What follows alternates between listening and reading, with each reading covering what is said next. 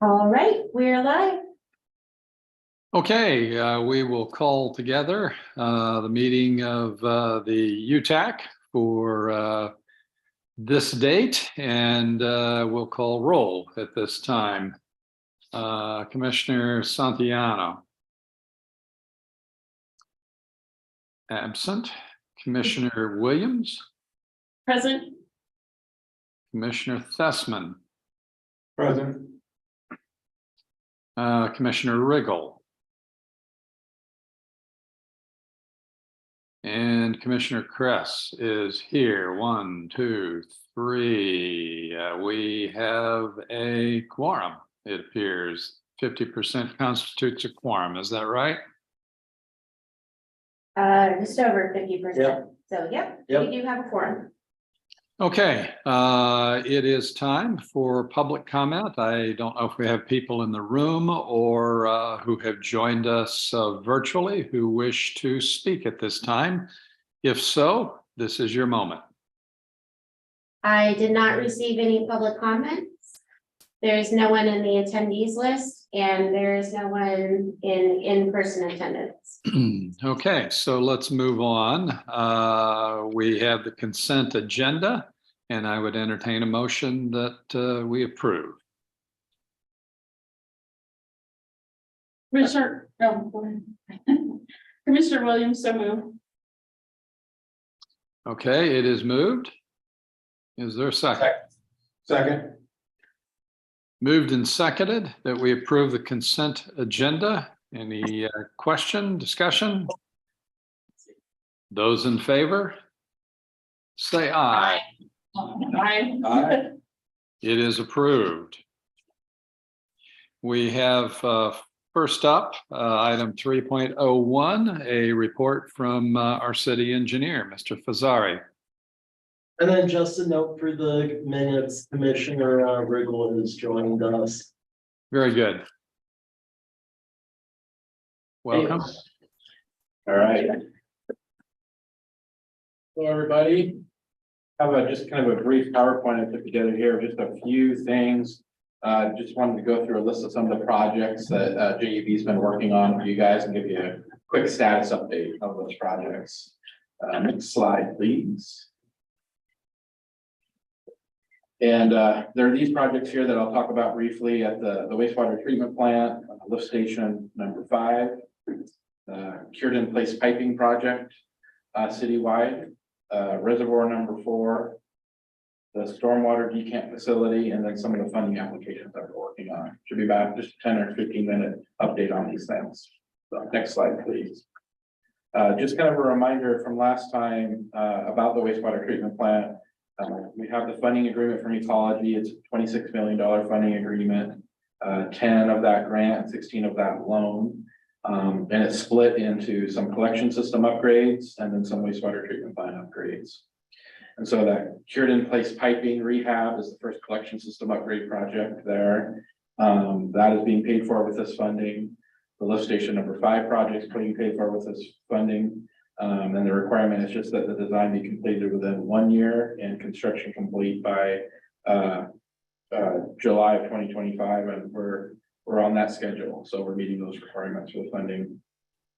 And then on the treatment plant upgrades, we are pursuing the phase 1 project, but there is a requirement that we make a decision by the end of 2025 whether to use the remainder of the money to build the remainder of the treatment plant project as currently designed, or move forward with the pump station and pipeline to Walla Walla. So we have a few years there to make that decision.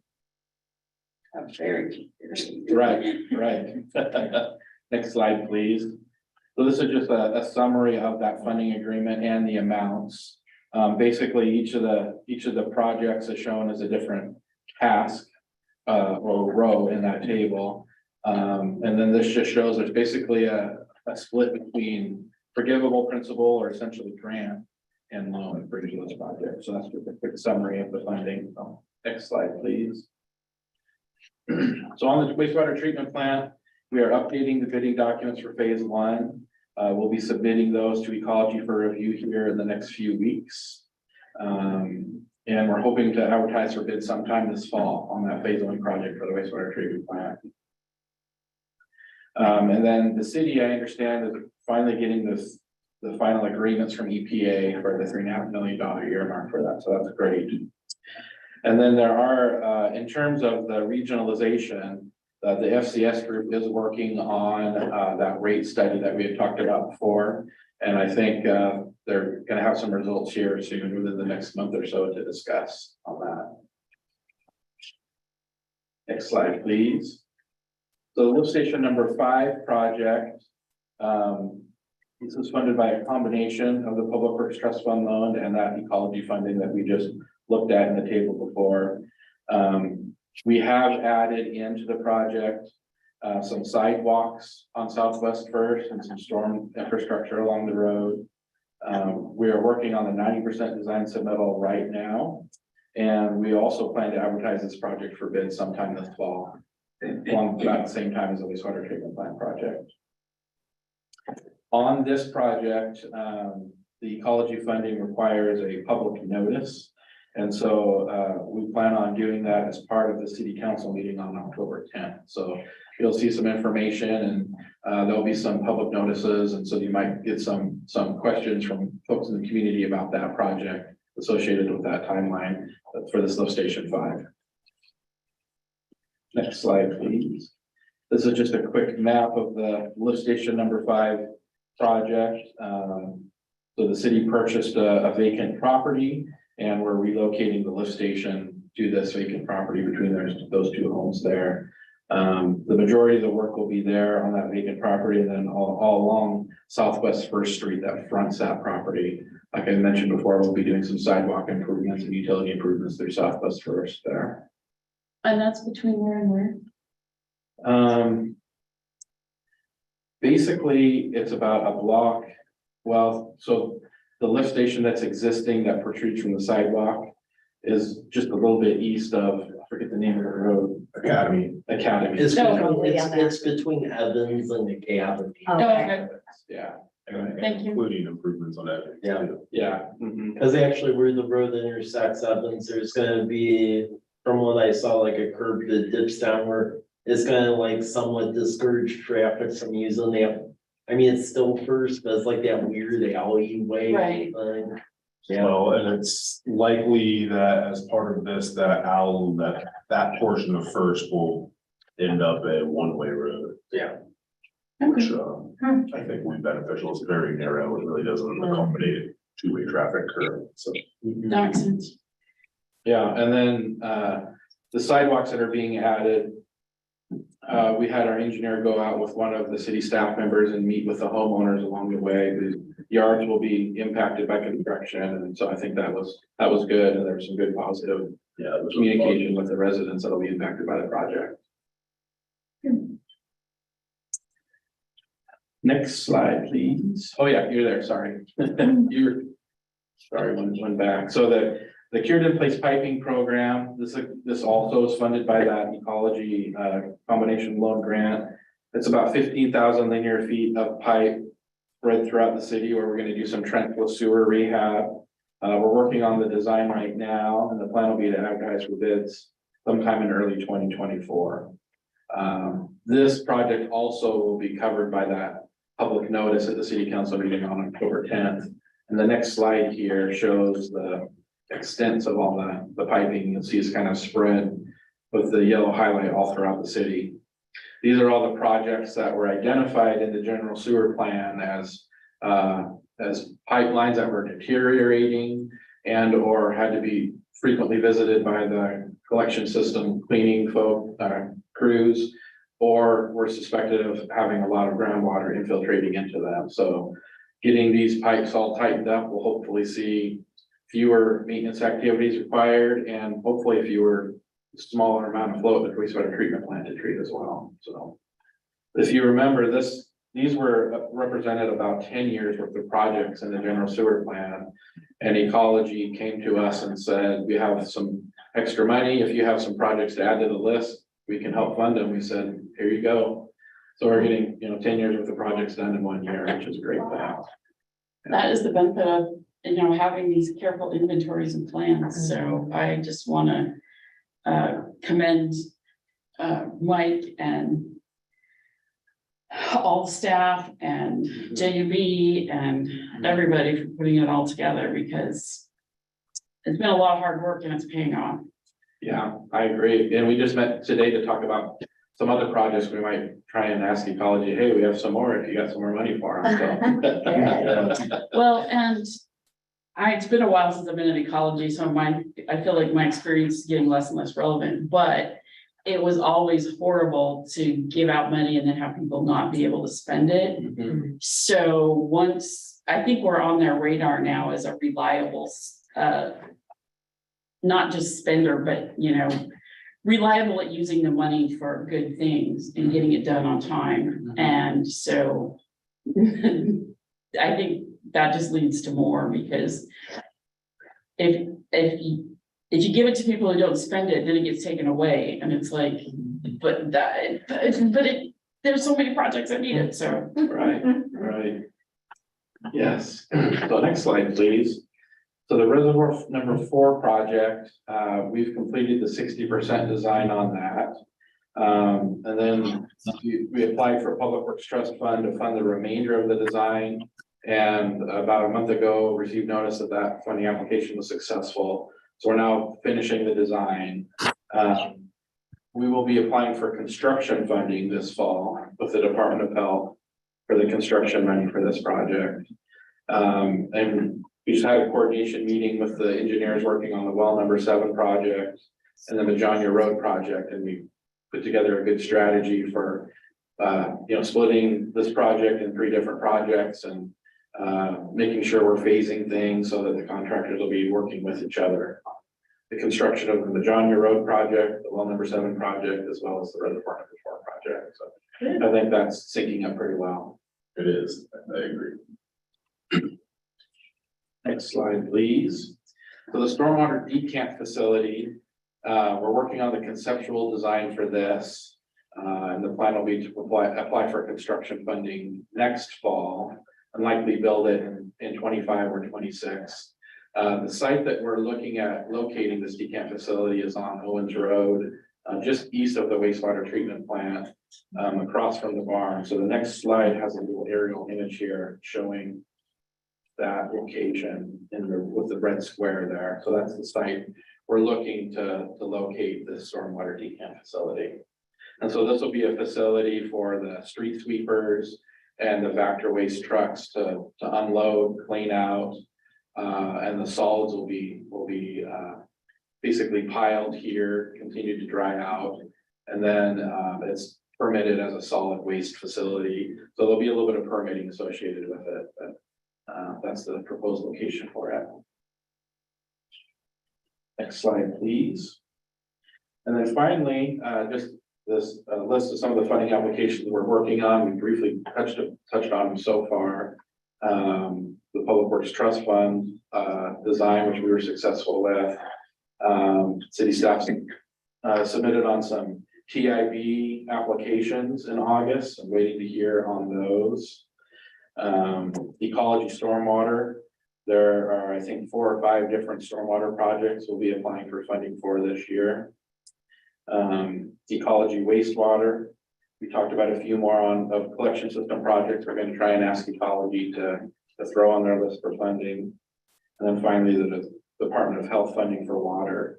Their funding cycle opens this fall, and we'll be applying for construction funding for Reservoir 4, well number 7. Then well number 3, we're looking to add a backup power generator and a chlorination system at well number 3, and then some piping replacement on 6th Street. So that's a summary of the funding application and the different projects that we are working on for the city. Any questions or comments? It's good. I really appreciate you thinking about in advance and working with the contractors to synchronize, because that's one of the biggest things that I hear complaints about from citizens is if you just paid that last year and now you're ripping it up. And I share their, dismay, but so I'm really glad that you're.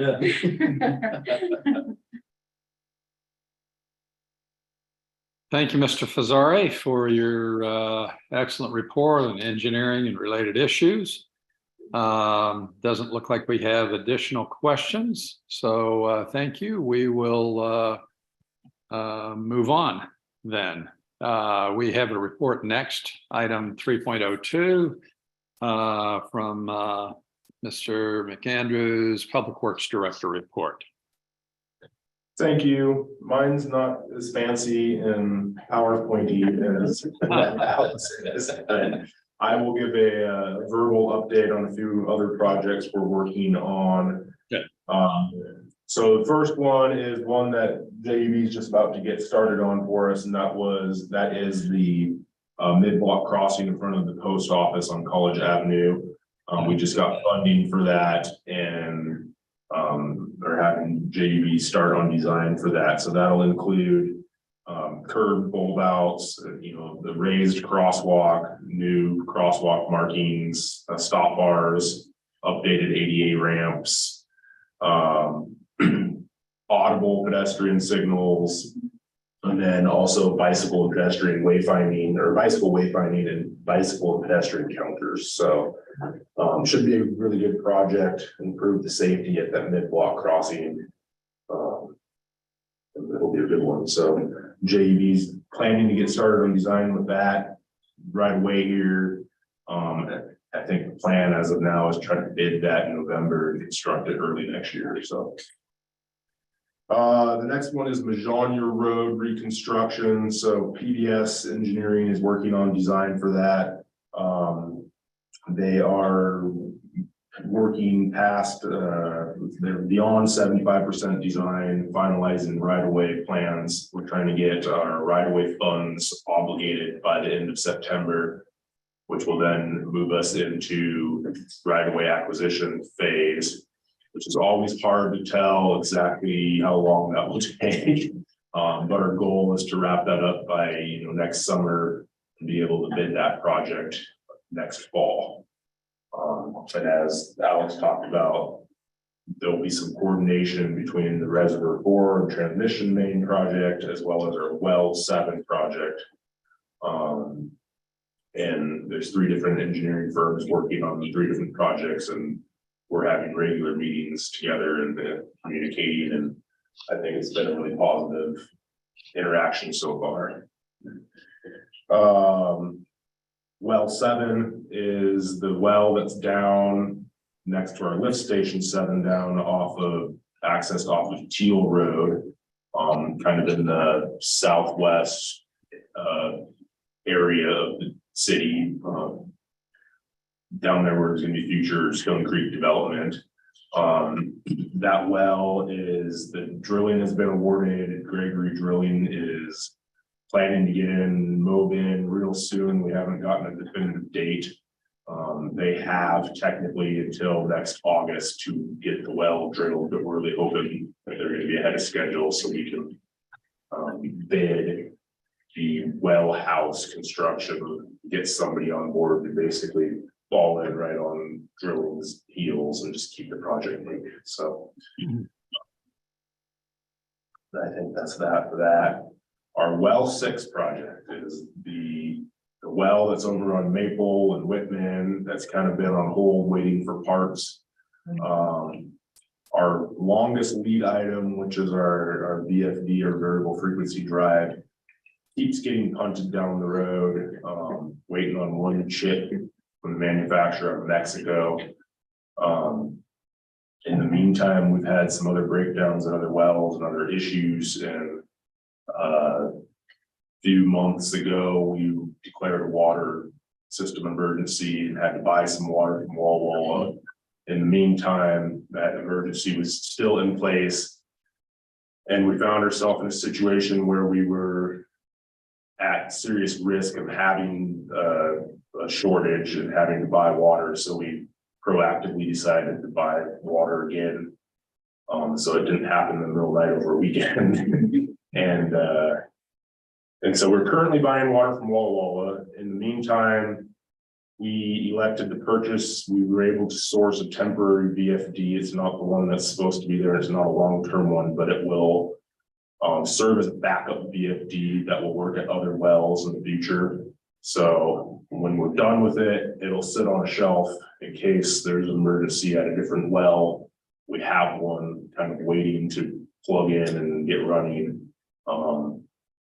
That well got turned on today for testing. I saw a video of water coming out of it just before this meeting. Sounds like things are going well. They're taking tests. It won't be online into our system for a few more days at least, but there's water coming out of it. That's good. That's good. So, it's been a whirlwind, but we're getting there with that one. So the latest ship date on the actual VFD is September 4th, I believe. And with all the other ship dates that have changed, we don't find out that they've been missed until after the fact. And so crossing our fingers and hoping that that it actually ships out on the 4th.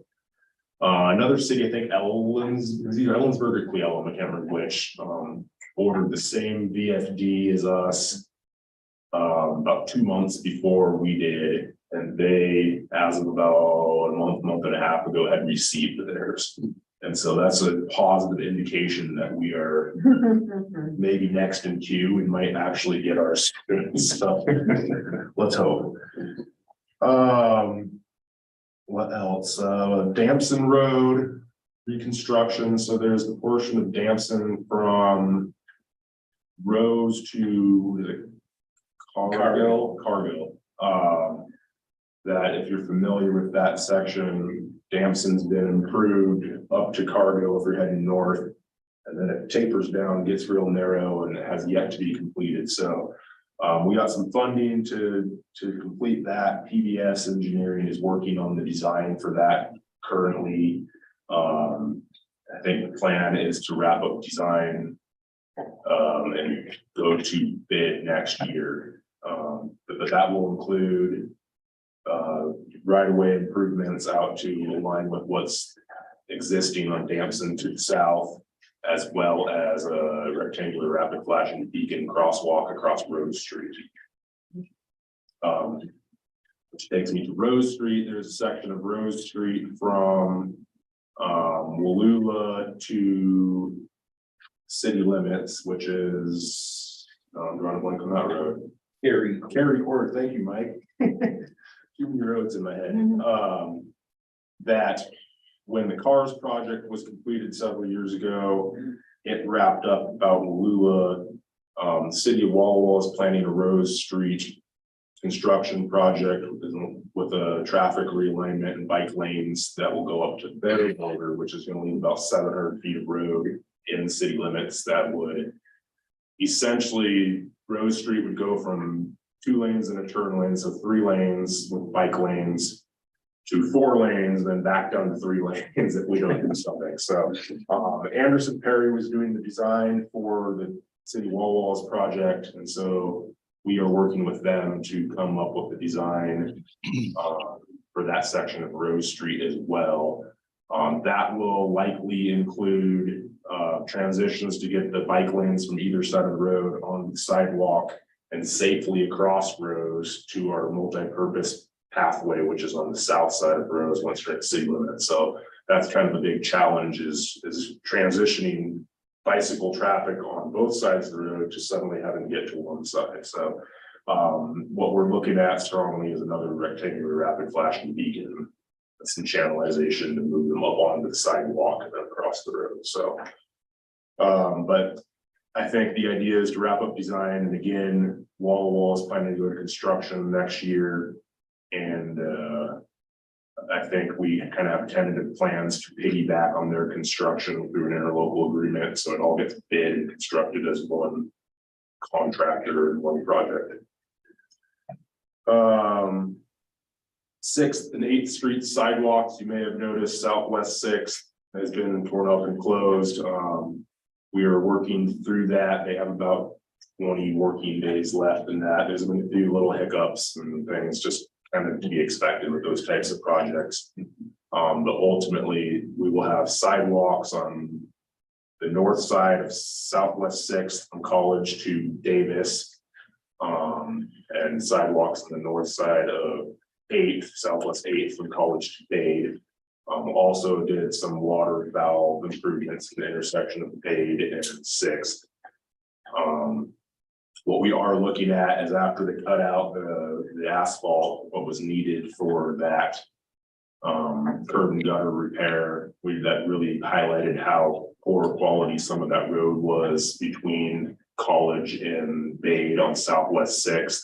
And so I'm waiting for some numbers to do a potential change order to include some additional pavement repairs. We're hoping we can end up with a full 2-inch overlay, full width overlay on that section of road, curb to curb, just from College Avenue to Dade.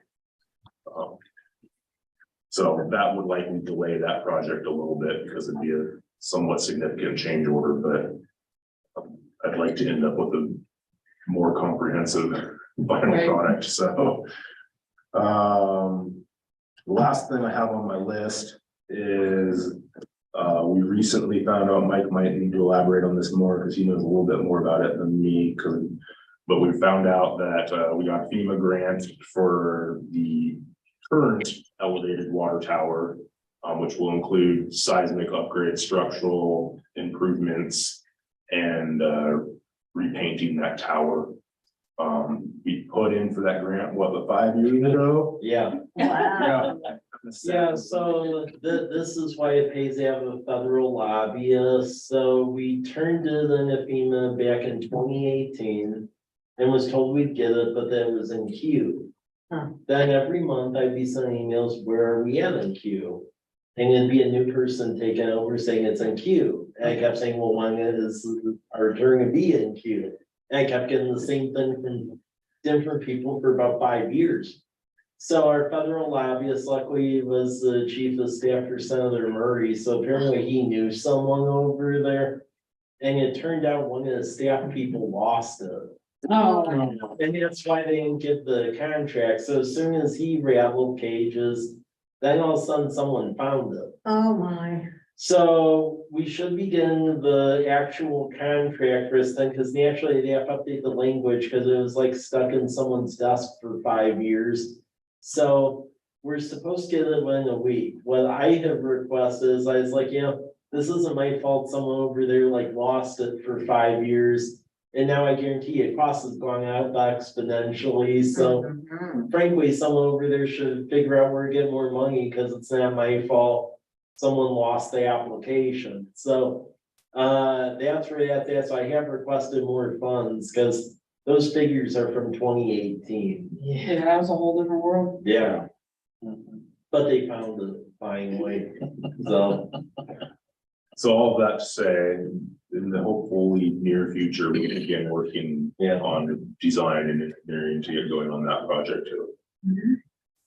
So I'm probably missing something because we. Well, I would say a big thing with the wells, just to be the emergency, is maybe go over what happened with the start of well number 2. Yeah, so in conjunction with all of the well stuff going on, and the reason that we are currently buying water from Walla Walla is our well 2, which is, the idea is for it to come offline. The well 6 is a replacement for well 2. It's ideally to come offline here when we're able to, but it's the one that has the casing that's raising out of the ground, and it's has other kind of electrical issues, and we've had consultants come in and look at it and say, it's not a matter of if, it's when this thing is going to fail. And so it's on a soft start instead of a VFD, and the soft start failed. And so at that point, it was on Friday, we were rolling into it's gonna be 100+ degrees over the weekend. And we were kind of right on the cusp of barely keeping up with demand. So that's why we elected to go ahead and open our intertie and start buying water again. So we have ordered a new soft start. We were able to source one that's supposed to be available September 21st, I think. And it was only 10 grand, significantly cheaper than the VFDs and the other.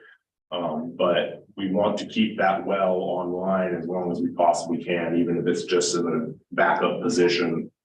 At least until we get our well 7 drilled and online, so, that's likely 2 more years.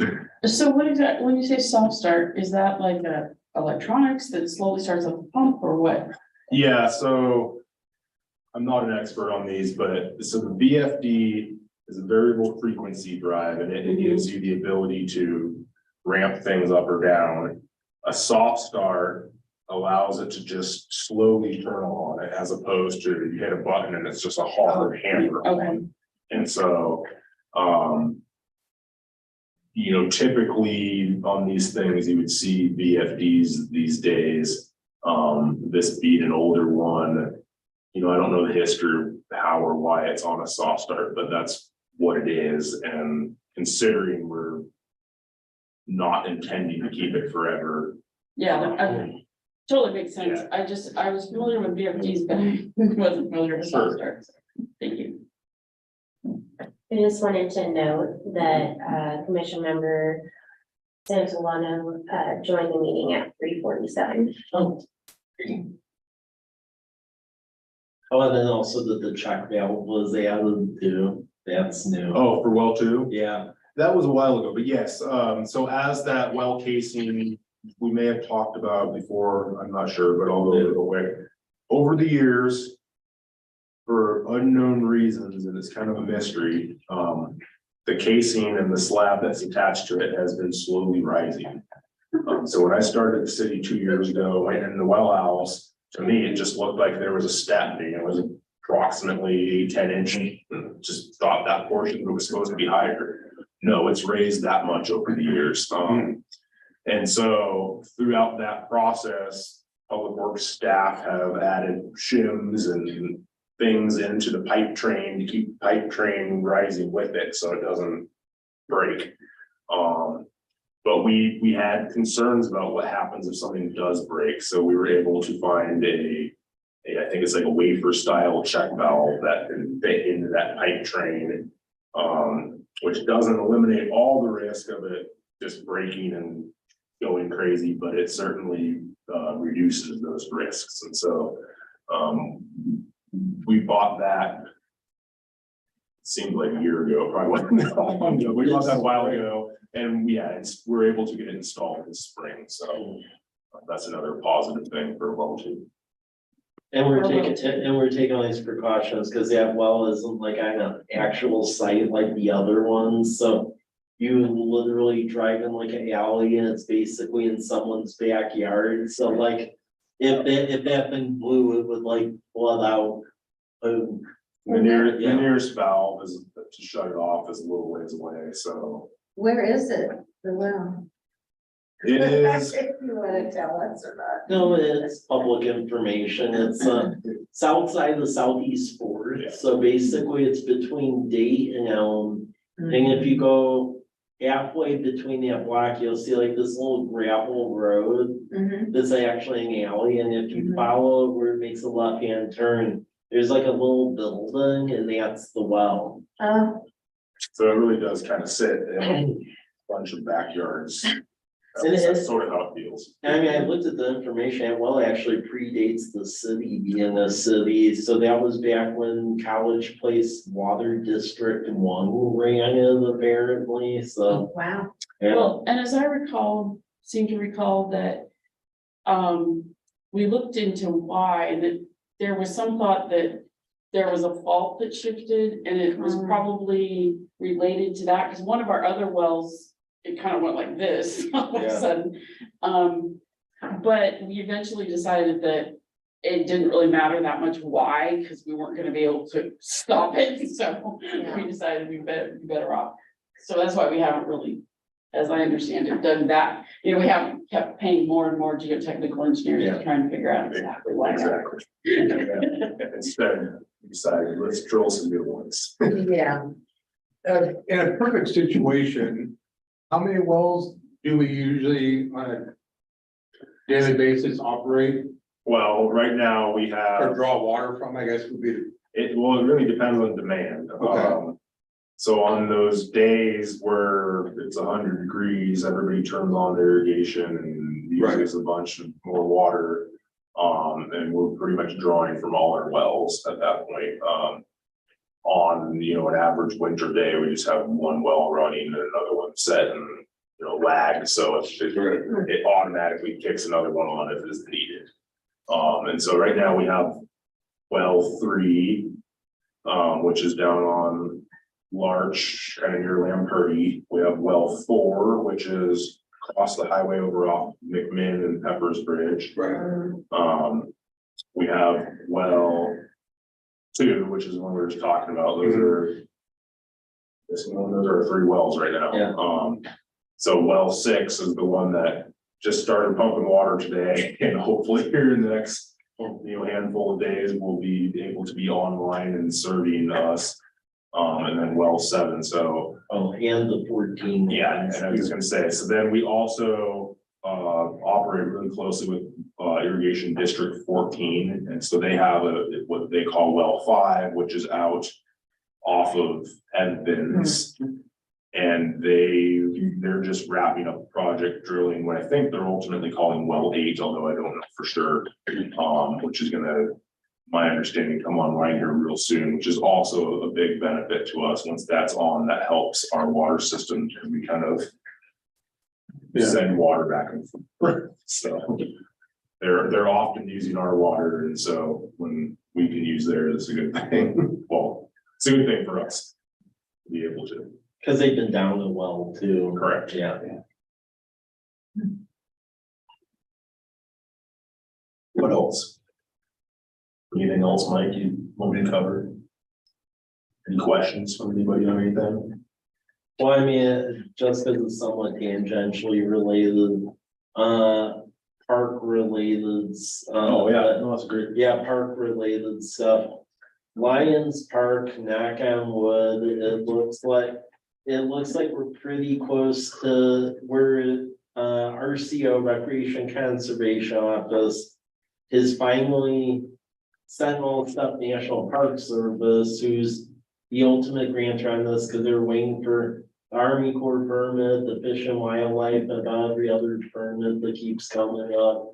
And I think pretty soon, finally, they're gonna issue the last Phantom grant agreement and LWCF grant. Because we had the YAF and the WWRP, the LWCF's actually a pass through from the National Park Service. And then because that park was originally funded by pass through money from the National Park Service, it's caused the whole chain of irritating things. So we're hopeful we can get this thing bid out this fall and knock on wood and have this thing under construction spring, summer. Now, one of the things we are doing though is that puts us in a situation of farmer's market again, but at least now we somewhat know the hand we're dealt. So what's going on is, since basically it's having to move because of farmer's market, we're gonna be extending the contract with Anderson Perry. And part of the reason we didn't move farmer's market there this year was because there was no electrical there.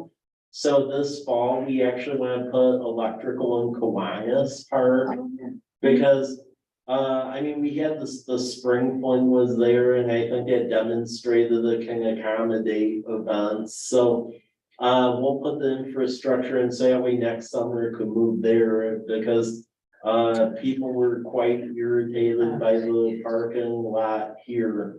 But at this juncture, the only place besides Lions Park they have plug was here, so there really wasn't a choice in that matter. But that's the general plan. So Lions Park will be going next year. And then also we just got the grant agreement this week. We got some money and put in a basketball pickleball court in a bathroom over at Veterans Park in Homestead. Nice. So that'll be going before council and then JUB will be working on that. So that'll be another park related thing. Great.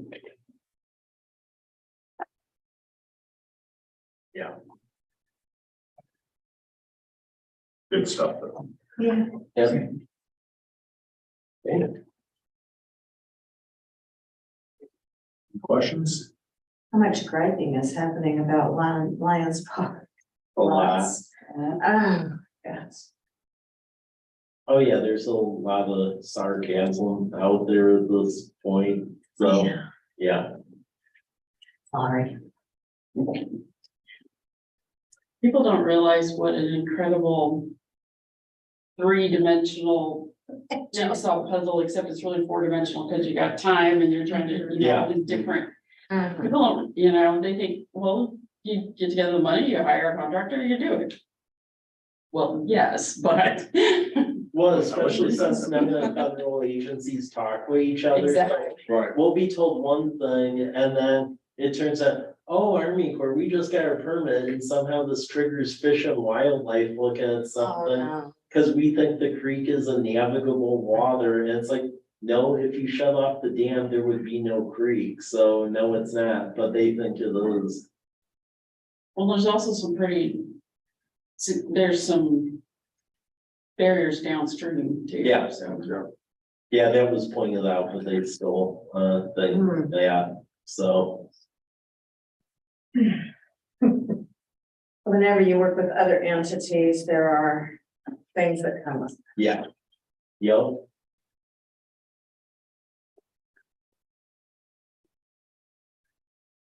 Okay, well, if anyone has questions, we could go to the,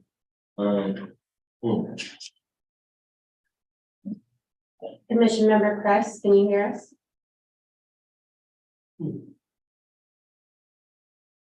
You know,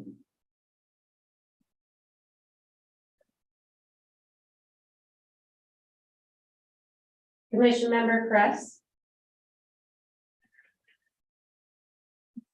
Yes. I'm sorry, momentarily distracted. So thank you, Mr. McAndrews, for your report. We've taken questions. It looks like we now move to action agenda items 4.01, the state SERB planning grant having to do with Marshall Airfield area. Mr. Rizzatello, what can you tell us? yeah, so really, we want to be going to Community Economic Revitalization Board for some planning pre-development grant to actually figure out what we're doing with utilities out there. Because Mr. Corliss and Tarragon, they've made so they're in the process of annexing into the city. And they want to partner on this grant program, and this was actually one of the conditions. I said, if you want us to lift a finger, you're annexing, because why would I help you otherwise? So that is why they're annexing.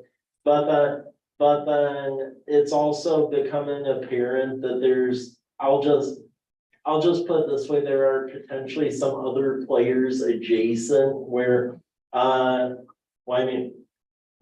of them is, so there's some land just to the west of it that's owned by the university. And I'll put it this way, university has communicated about some potential thought processes around that. And that may actually dovetail with some stuff the land trust regionally is working on. So that's why we need to get this right. This isn't just like a utility thing for Tarragon. Potentially, there's a lot of other players being involved in this. So we really need like a regional thing. And then also, by getting them involved in this grant process, as you may have known, probably by their pontification in past commission and council meetings, I've often said that Tarragon and them, they tend to play very close to the vest, and I think this is a way to be a lot more forthcoming about what's going on over there, so this is a mechanism to do that, and I've been very upfront telling them that, knowing that.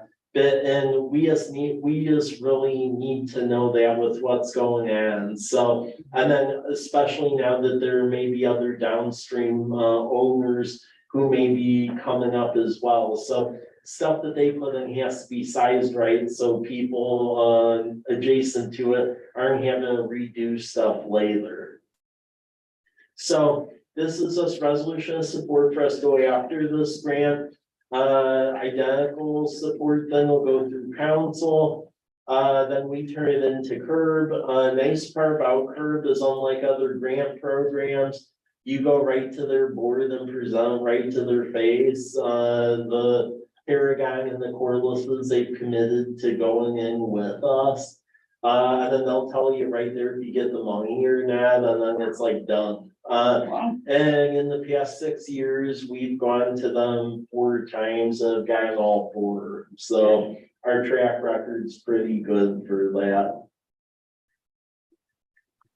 Do you have the university, as the university? And are they willing to join in on this grant or? I have forwarded the finance vice president, I would say I'll just say a principal document of some of the things we're looking at, and I know it's working its way through channels. Okay. So, Okay. I just wanted to make sure that, it hadn't gotten buried somewhere. no, It is much more difficult to work through our channels in the summer yeah, because, almost everything has to go through some sort of faculty committee and most of the faculty aren't around. well, why I know, because I worked on this principal document, actually while I was on vacation, because I was getting messages like, hey, I need this, so it doesn't get buried, so. Okay, good. So is the plan that it would still be an airfield Yeah. or? Okay, So that much, so I can share the general, because there's a lot of misnomers about what's going on out there, and I can't get into deep specifics, but I've told them that, at least in generalities, I'll say what's going out there, so the airfield is not at risk, so I will dispel that. So the general plan is to fix the runway and then build infrastructure that is very, I would say, supportive of the airport. And it's not for bigger airplanes either. It's because right now at the Walla Walla Regional Airport, there's a gigantic waiting list for hobby airplane hangar space. So they want to build, I know, a substantial amount of hangars, not for big planes, for hobby planes.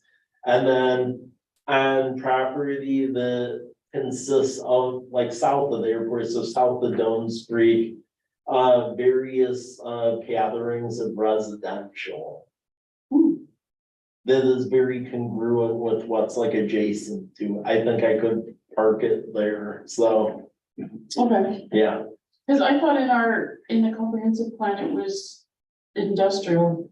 So, well, that's a really weird history in that one, so here, and this is why we really need like a decent study that says what's going on out there. So the backstory of the whole Martin Airfield thing was in the comp plan, it goes back to 2008. It was marked as industrial because we never had an airport zone, and that was the most similar.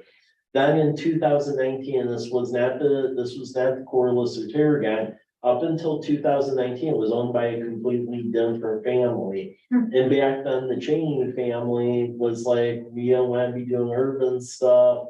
So they were occupying prime urban growth space. So at the time when the Cheneys owned it, there was the application of pull them out of the urban growth area.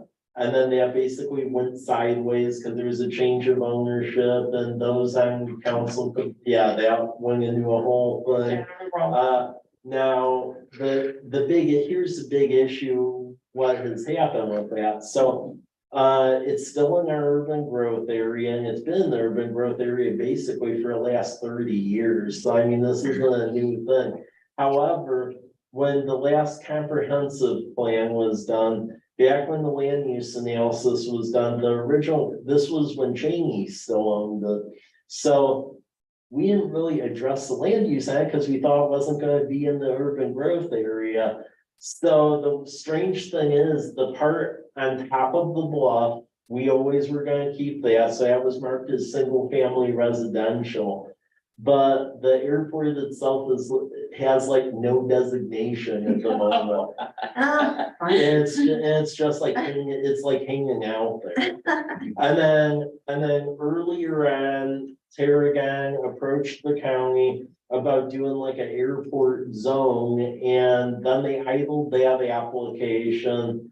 And then started talking with us, and I made it very clear, if you're gonna try to partner with us, we need a commitment that you're actually like coming to the city to do this. So that's basically the history and where this is all going.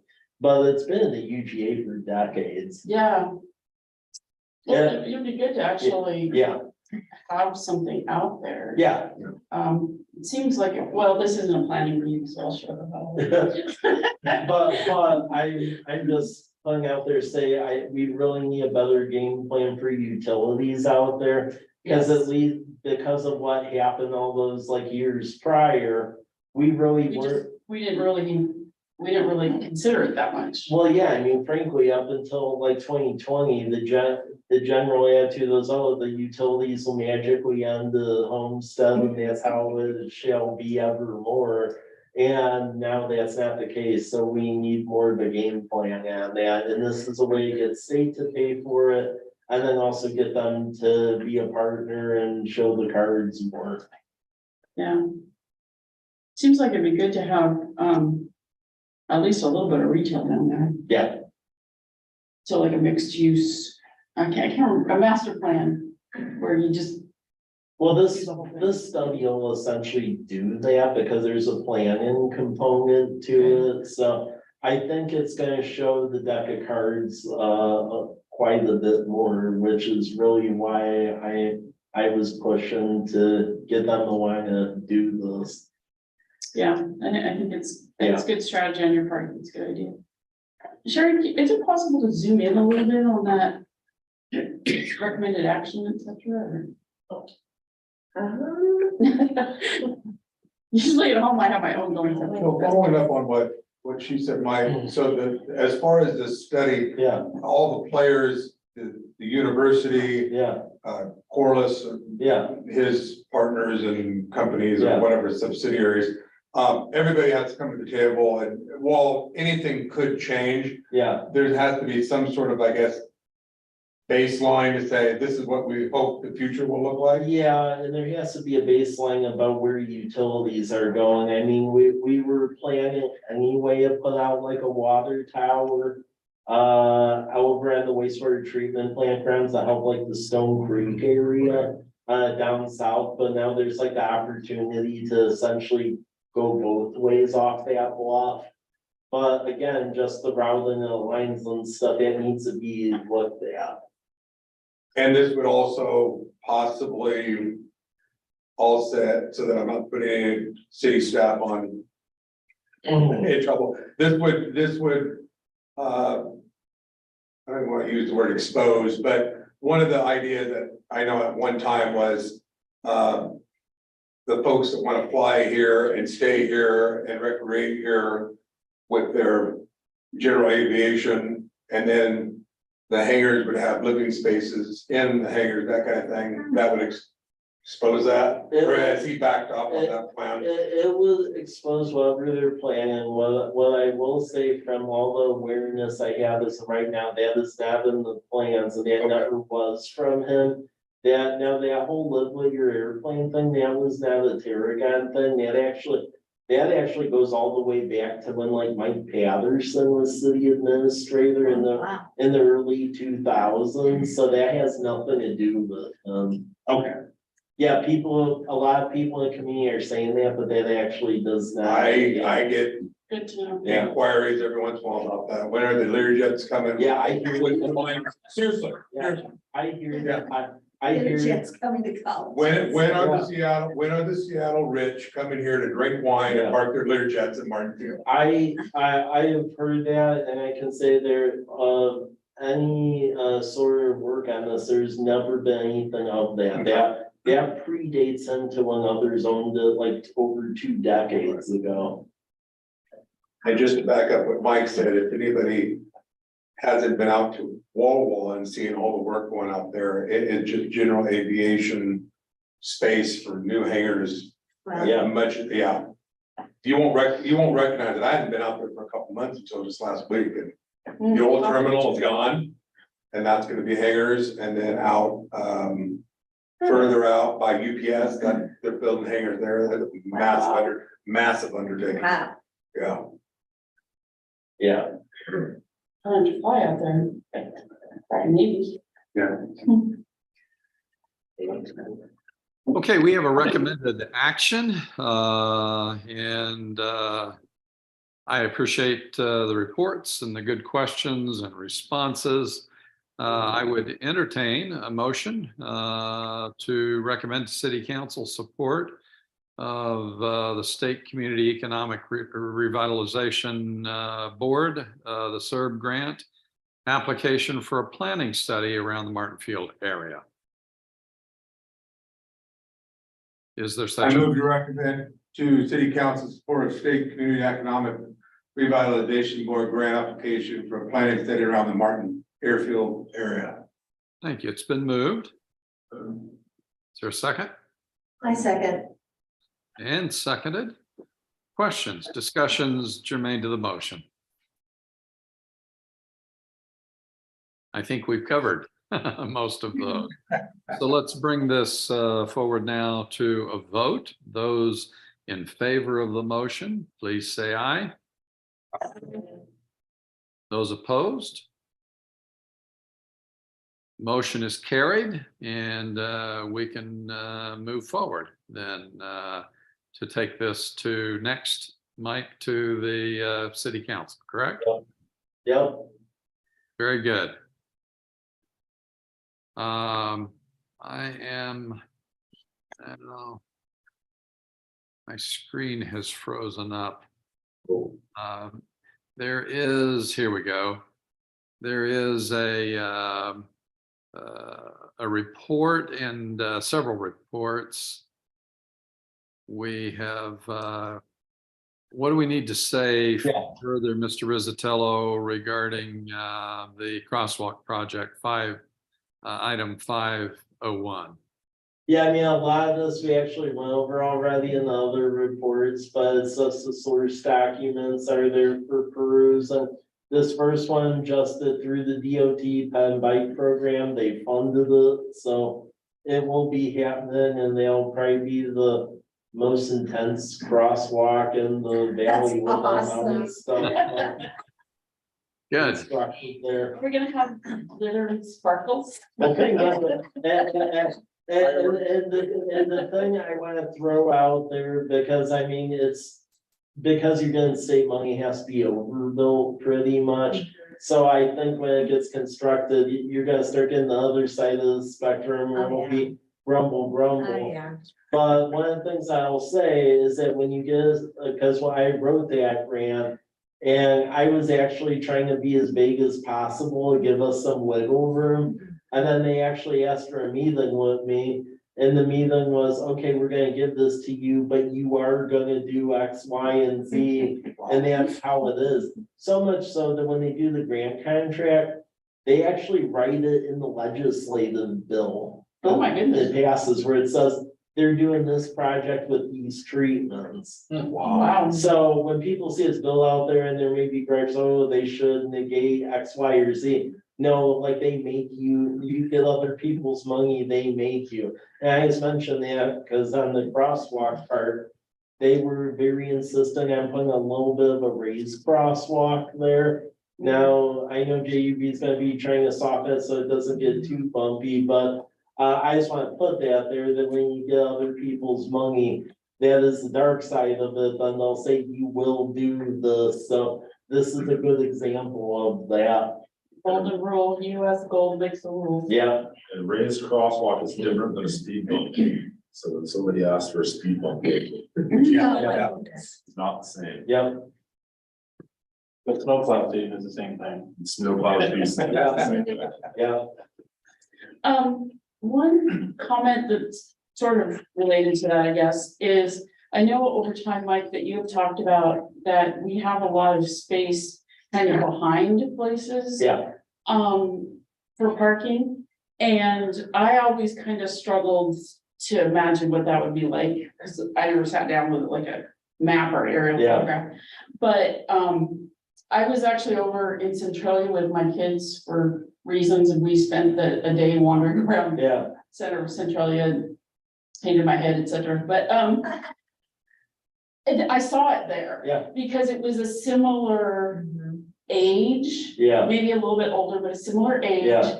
And similar, you could see how it had developed, and then you didn't need the room for the chicken coops anymore, and now there was parking back there. And so I'm like, okay, Mike is right, yes, we need to do this, because it made, so we wandered Yeah. down, and my son kept running back, get the car, move it to the parking. yeah. lot of where we were, so we didn't have to walk all the way back. So, yeah, I, So we are gonna be acting on that, later this year, so council passed the tax increment financing district. Brian's busy getting bond council engaged, cause he's still have to do all that. So we plan to make the bonds liquid toward the end of the year. And then we're gonna start trying to negotiate with some of those like landowners in the middle of the blocks. To make some stuff happen, so. yeah, I really was impressed at how much it increased the walkability. Yeah, I kept thinking about it as, oh, it's more for like people who work here all day or something, but no, it was great for people who are visiting, so. well, I'm aware of about 4 tire kicker projects, I mean, that's actually what's put a halt to them right now. We have these weird lots on College Avenue that are really deep but really narrow and can't fit parking. So then they're like, okay, see ya, and then we lose them, Yeah. so there's about 4 of them right now that are in that period of transition, waiting to see if we do the lots, cause then we're gonna waive that parking requirement on College Avenue, cause we'll have those lots. I mean, the only way the apartment complexes being built actually is because we leased them spots in this parking lot, otherwise that would have been dead too, so, Yeah, yeah. Well, we will look forward to updates and at some point, hopefully soon, taking action to make recommendations regarding this project. Yep, Item number 502, reports, has to do with FEMA hazard mitigation grant pertaining to the water tower. Mike? yeah, so we went over all this too, you'll just see that they've actually admitted they have it, and then it's like in flux, so. So pretty much where it stands, next year will be the engineering of it, and then 2025, 2026 will actually be doing the work, so. That'll be good, cause it is a very old tower, it dates to the late 1940s, so. yeah, but it's such a iconic part of College Place, it would be Yeah, sad to lose it, Exactly. especially since Yeah. it might fall on my house. well, when this thing's gonna be fully seismically retrofit, yeah, something's gonna be standing. Yeah, That'll be nice. yeah, yeah, Thank you. Yep. Item 5.03, a report on the capital facility plan. yeah, this is, we'll have a more complete capital facility plan to you the next quarter, Bias throws out there. So you have it from last year, so every year we do the 6-year plan for utilities and, departments and such, any investment over $5,000. Take a look at it. If there's anything that folks have strong opinions on of being added or removed, think about that, email myself or Robert, because you're gonna see a more complete one coming through. And it'll be emailed early, so if you have any questions, you can, email us to discuss it. But at the November meeting, we'll be asking for your approval on that next tranche of the 6-year plans. Thank you. We will look forward to seeing more about that, and any questions you have, as Mr. Rizzatello has said, please direct those to staff. That road that goes from Larch to Meadowbrook? Lamberty, No, the one that goes in front of the Opti. top place. Oh, and that's comes not out. ours, that's private. That's what I was gonna ask you, if that's a private road or Right. not. It's getting, well, I mean, that's what I always Yeah. go now because it comes out of the Yeah. stoplight. And it's getting more and more traffic I'm Yeah. noticing, so, I don't know if, trying to talk to them about upgrading that road and giving it to us or something would be Yeah. part of the capital improvement plan, but it just seems like soon, at least it's gonna need, where it comes Yeah. out on Larch, Yeah. it's gonna need some traffic control there. Yeah, we'll need to, that actually has never come up, so we're gonna have to discuss that. Yeah, that's actually, Sydney Lane, I think. Yeah, Oh. Sydney Lane, yeah, Yeah, it looks like a private road, it is, yeah, but it's so perfectly positioned because it comes out of the light. yeah, And, yeah. Yep. Yeah, we'll talk about that and that'll come up in another meeting once we reach over the that one. yeah, Yeah, That's strange, that's a privately operated one. that's because they did a short plat and they split the property, so, and it's not as wide as it would be if it was one of our roads, Yeah. I'm pretty sure. Yeah. Yeah, it's pretty narrow. yeah. and is, Chipotle gonna re-landscape the corner there by Verizon? I know our community development staff's been in communication with them Okay. about cleaning that up. That's gonna be, somebody's gonna get T-bone there the first week Chipotle opens, those bushes are 8 feet Yeah. high. It's a blind spot. Yeah, Well, check out what happened, yesterday or the day Oh, the before with the wall. teenage boy? Party. Yeah, Lamperty, They- he ended up, drove over the wall on. drove over the wall, it was like face down, hanging up in the air almost, it looked Oh like. my goodness. That's crazy.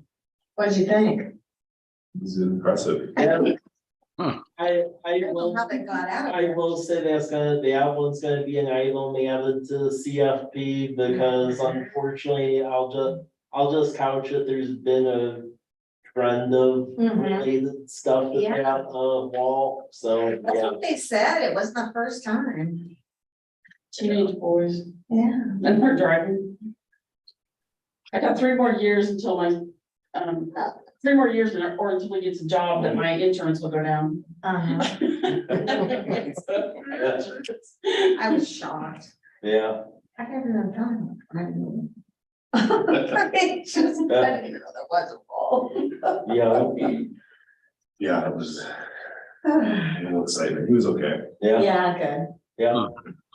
That's a- Okay, one more report on our docket, the Transportation Benefit District Survey. Mr. Rizzatello? Yep, so Wall Valley Blue Zones, they helped work out some flyers and surveys in English and Spanish. Take a look at it. If you have any additions or corrections, let me know, because now that I'm back, we'll begin this out on the street, because the key thing is, this committee recommended action at the last quarter, but then because of the summer,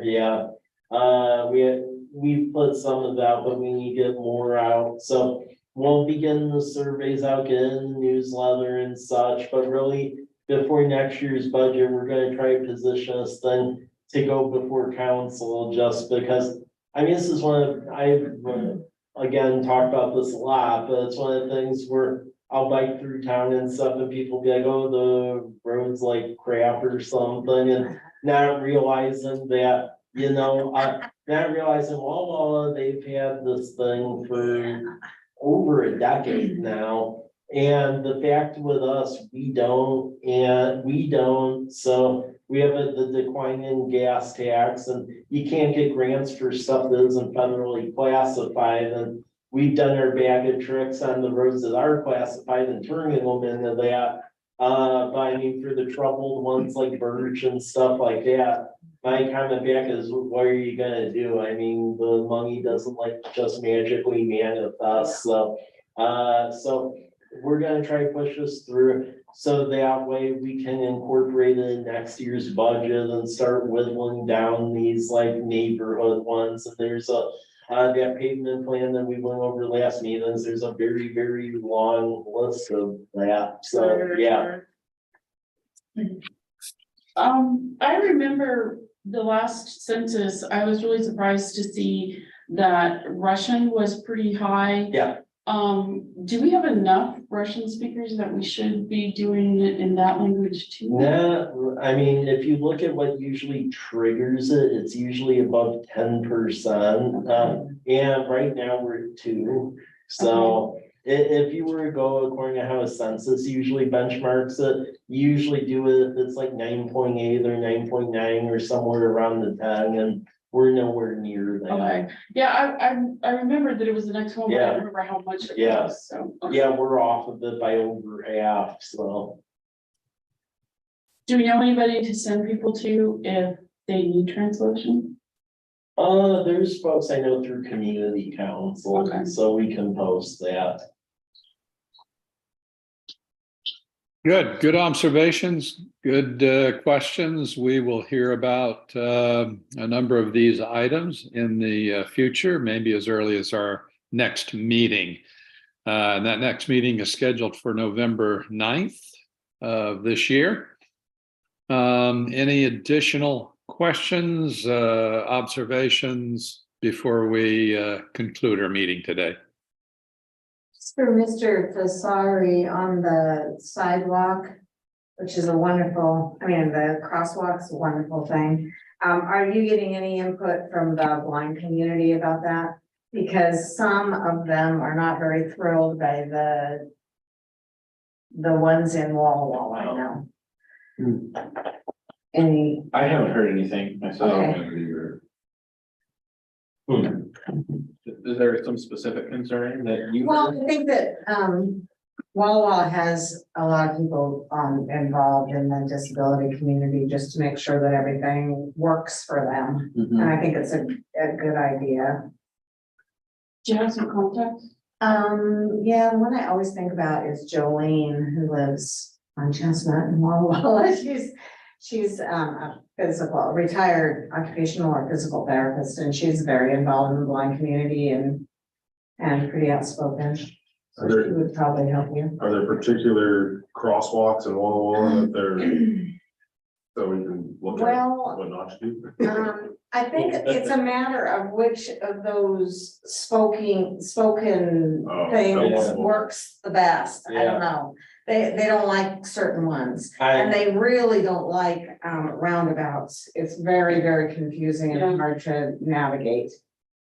Well, I know a representative in that, I think she's involved in that community, because she's like spoken about it at some past meetings, would be like Angie Peters.